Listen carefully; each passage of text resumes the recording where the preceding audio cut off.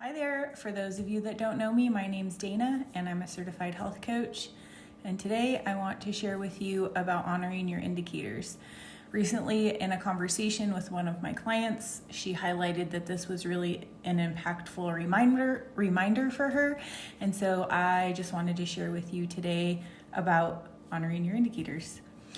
Here's what I mean by honoring your indicators. When people are growing and making changes and they're interested in doing that at an accelerated rate because they're purpose driven, oftentimes they will beat themselves up if they didn't take the action and do something extreme with it. So if they made up their mind that they were gonna be healthy, make healthier choices with their food, and then they had some moments in time during the week where they weren't able to make those choices, whether they ran out of time or the setting wasn't right or the resources weren't available.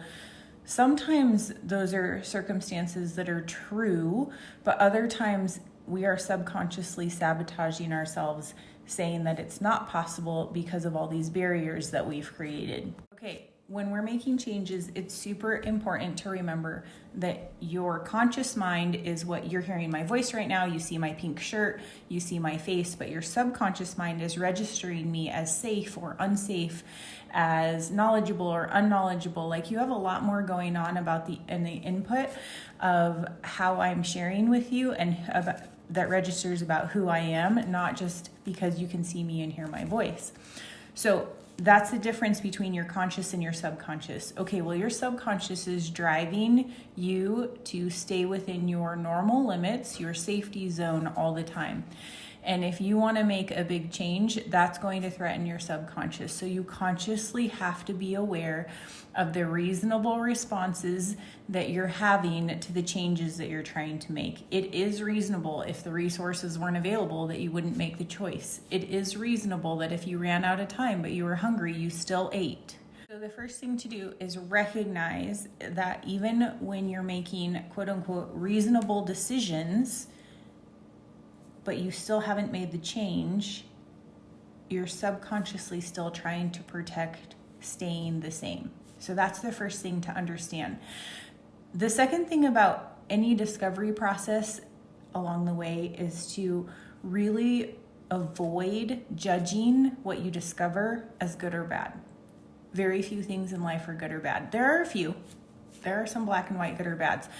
But a lot around our behaviors and beliefs are not to be registered as good or bad, because as soon as we register them as good or bad, we cannot move on from that definitive decision. So just hold space for it with curiosity of, oh, I'm curious what not making this decision or making that decision means for me. Okay, so I hope you're tracking me so far, because this actually can kind of get dynamic and detailed, like what is an indicator, what's not an indicator. But okay, so you're hungry, you don't have the best options that would set you up for ultimate success, but you do have some options, and you're hungry. So hunger is an indicator. Are you hungry because you're stressed? Are you hungry because you're nutrient deficient? Are you hungry because it's time to eat and you need energy? Like, what are some of the reasons that you're hungry? Are you dehydrated? Thinking about, oh, hunger is an indicator. Being curious, why am I hungry? Okay, now I know I'm going to eat because I'm hungry, and I want to honor the indicator. I know I can't be perfect with this decision, but to honor it, I'm going to do the best that I can with what I have in front of me. And so maybe it won't be perfect, but I'm still going to honor that I'm hungry. Maybe I won't eat a whole meal. Maybe I'm not truly hungry, but I feel it. Maybe I will have half of a serving of each of the offerings. Maybe I will have a small snack. Maybe I will, like, the variables are infinite, and the idea is to make a better choice than you would have the day before. Even if it's not the best choice, you're still going to make the better choice. You could do this with an example of like sweets, where you know that you're probably not that hungry. Maybe you're bored, maybe you're stressed, and you really want the sweet because that is the connection piece to feeling better, because it's a dopamine hit. But instead of going from 0 to hero, like all sweets to no sweets, maybe you find something in the middle. That maybe you move from the cookies to a low glycemic fruit, where it's still going to have impact on your blood sugar, but it's going to have a lower impact. It's going to be a better choice, and you're going to honor that part of you that says, I need some help.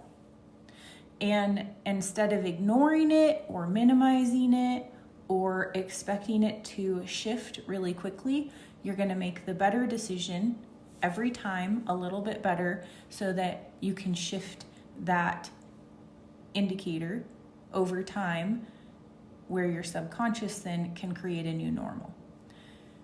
Your whole nervous system is very much like your musculoskeletal system. In fact, it's a part of it. You don't have to think of it as different, but the way that your mind works and your emotion works, your gut works, your nerves work, your muscles work, all of it. The best way to do something different in those spaces is to train them with small steps over time. Very few people make large shifts, cold turkey shifts, and stick with it for a long period of time. And that's the goal. Long-term, high-quality, upgraded beliefs, behaviors that lead to longevity and vitality and tridimensional integration. All right, if you have any questions on honoring your indicators, or if I wasn't clear at any point, please drop the comments or questions in the comments below, and I'll catch you on the flip side.